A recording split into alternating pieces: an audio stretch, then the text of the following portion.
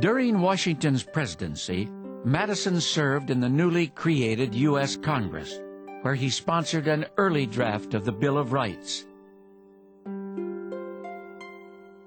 Then he aggressively opposed John Adams's Alien and Sedition Acts, which threatened his system of constitutional balance.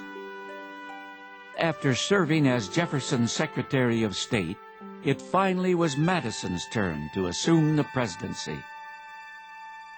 We are teaching the world the great truth that governments do better without kings. He succeeded Jefferson just after Jefferson had worn out his welcome, and Madison got the backlash. Madison had a terrible time in his first term as president.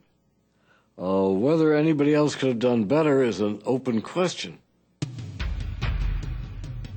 A war was forced upon him, but it was a terribly conducted war, not just by the president, but by the military. And it does nothing for Madison's reputation. When Madison sent American troops into combat against British troops during the War of 1812, he faced fierce opposition from many in Congress who derided what they called Mr. Madison's War. With some states refusing to cooperate, it became a question of national leadership. Was the federal government strong enough to lead the nation in wartime? To have shrunk from war would have acknowledged that the American people were not an independent people, but colonists and vassals.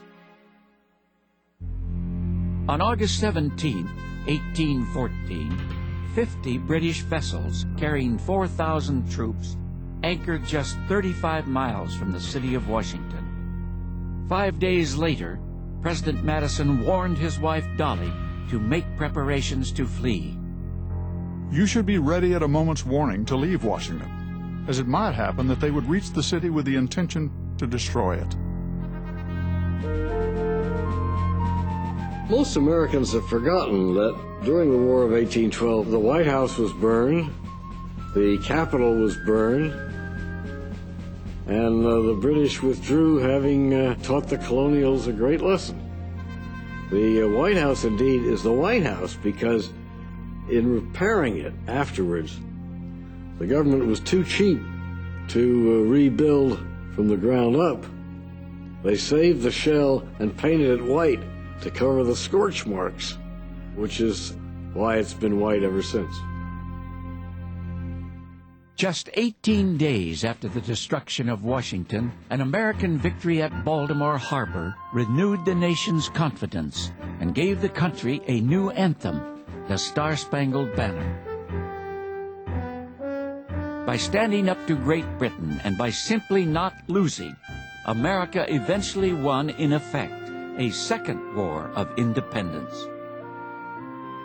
If our first struggle was a war of our infancy, this last was that of our youth.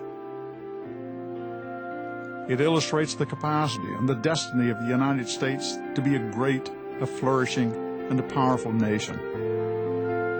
In 1817, at the age of 65, Madison finished his term as president and returned with Dolly to his Virginia estate. The youngest of the founding fathers, he would outlast them all, living on for 20 more years. I ought not to forget that I may be thought to have outlived myself. All his life he was an advocate of what he called balance, and his greatest legacy was a system of balanced government that would allow presidential power to adapt through the ages. If one thing is clear, it is that executive power is shifting, changing, and variable over time. Well, I think that was understood very well. And unlike many state constitutions, the Madisonian Constitution was lean and spare and very difficult to amend. It has served us well because it has admitted of change. I have always sought for the middle ground. As there is a degree of depravity in mankind which requires a certain degree of distrust, So there are other qualities in human nature which justify esteem and confidence. American government brings out these qualities in a higher degree than any other form.